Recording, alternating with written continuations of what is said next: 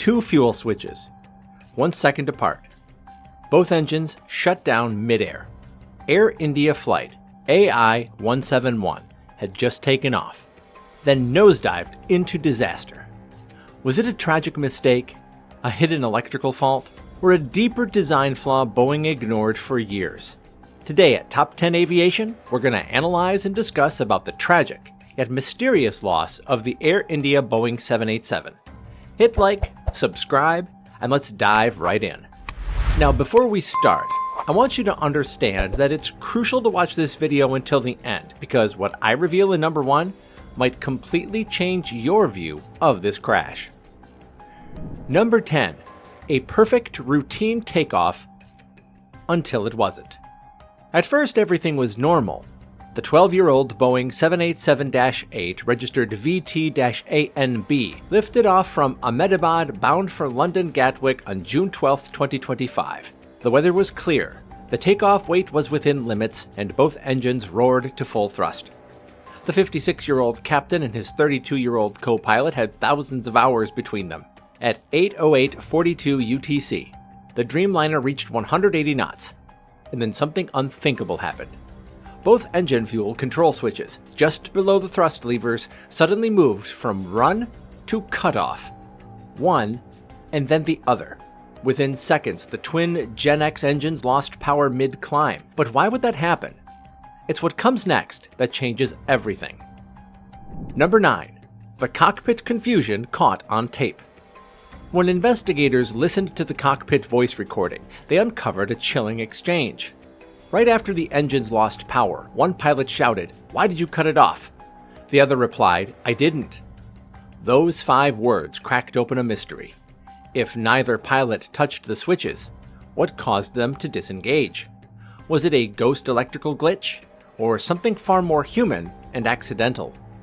The switches are designed to be deliberate. You can't just bump them off, or can you?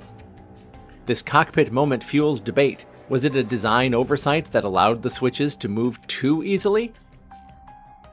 Number 8. Locked or not? The switch design dilemma. Here's the twist. Boeing's fuel control switches are designed with locking mechanisms to prevent accidental movement, but the FAA issued a Special Airworthiness Information Bulletin, or SAIB NM-18-33 in 2018, warning on that same aircraft. The locking feature may be installed but not engaged. And guess what? The 787-8 uses the same switch design, part number 4TL837-3D, as other models mentioned in that SAIB.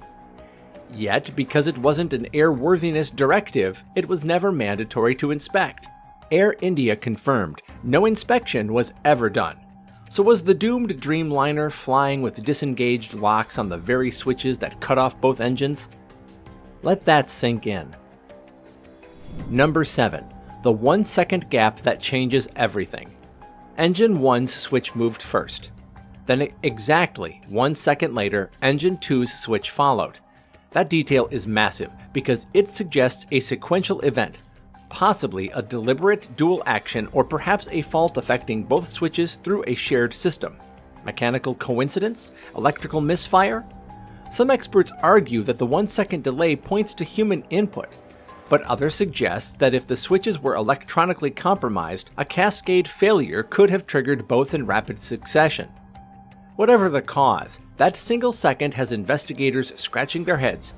And viewers, tell us, what do you think happened? Number 6. Mayday in the climb. The rat deploys. As the Dreamliner began to fall, one last backup system kicked in. The ram air turbine, known as the rat, deployed. The rat is like a windmill that pops out of the fuselage to generate emergency power when everything else fails. CCTV footage showed it spinning just seconds after liftoff. It confirmed what the data was already screaming: a total power loss. With both engines out, the rat was the aircraft's last line of defense. But even that couldn't save AI171. The aircraft plunged into the BJ Medical College hostel compound just 0.9 nautical miles from the runway. Impact in under 30 seconds. Number 5.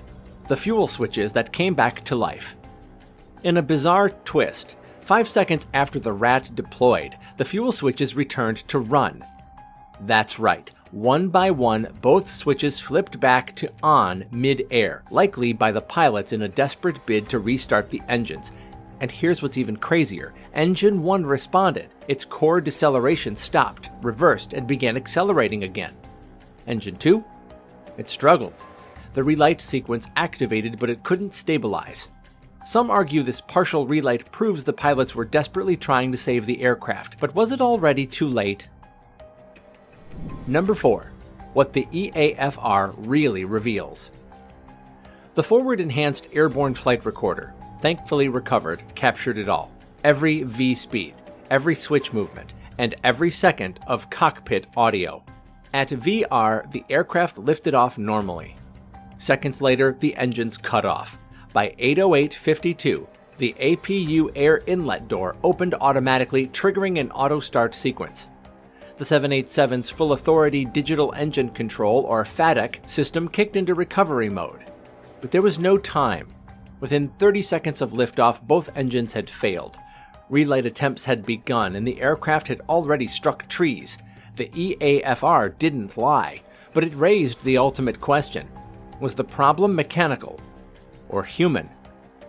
Now let's dive into the heart of the mystery, where design flaws, safety debates, and the human element collide. These final entries may just rewrite what we know about flight safety. Number 3. Boeing's silent warning, the ignored bulletin. The 2018 SAIB wasn't just a vague advisory. It explicitly warned that fuel switches could be installed without their locking features engaged. The part numbers matched VT-A&B's switches, so why wasn't action taken? Because Boeing and the FAA didn't label it a mandatory airworthiness directive. They didn't see it as unsafe. But in hindsight, can that position be defended?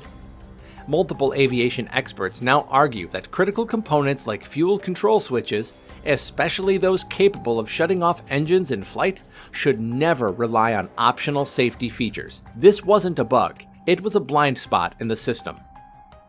Number 2. Could electrical anomalies be to blame? Let's talk wires. The wreckage showed significant thermal damage to the thrust quadrant and switch harnesses. But here's where it gets even more complicated. The thrust levers were physically found in the idle position, but the EAFR showed they were forward until impact. And while the switches were found in run at the crash site, they had clearly moved mid-air. Experts suggest a short circuit or momentary voltage drop could have triggered a false disengagement signal, especially if the wiring to the switches was frayed, damaged, or compromised during earlier maintenance. Electrical? Maybe. Accidental? Possibly. But what if it was both? Number 1. Rumors, reputations, and a strange new theory? Several weeks after the release of the preliminary report, a controversial theory started gaining traction online and in certain media outlets, that the captain may have intentionally moved the fuel control switches as an act of self-destruction. Let's be clear here, there is no conclusive evidence to support this, and the idea raises more questions than it answers. For one, it's an incredibly strange and technically elaborate method. If someone wanted to crash an aircraft deliberately, especially during takeoff, why not simply push the nose over and dive? Why rely on a precisely timed dual-engine shutdown at the exact speed and moment where relighting becomes impossible and hope that it results in a crash? It's risky, convoluted, and far from guaranteed. More importantly, if this was a deliberate act, why would the captain be heard in the cockpit voice recording denying he touched the fuel switches? This inconsistency makes the theory feel less like a serious explanation and more like a convenient narrative, one that potentially shields a far more damaging truth. Because if those switches moved inadvertently due to a mechanical or electrical fault, that would point directly to a systemic design issue with Boeing's architecture. A scandal that could devastate the manufacturer's reputation and liability. Even more troubling is how little detail is actually included in the preliminary report. For an incident of this magnitude, the data feels oddly limited, just enough to fuel speculation, but not enough to draw firm conclusions.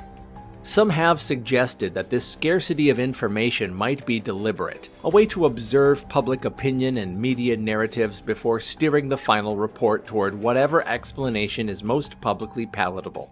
It begs the question, are we being guided toward a scapegoat theory to avoid admitting a far deeper engineering failure?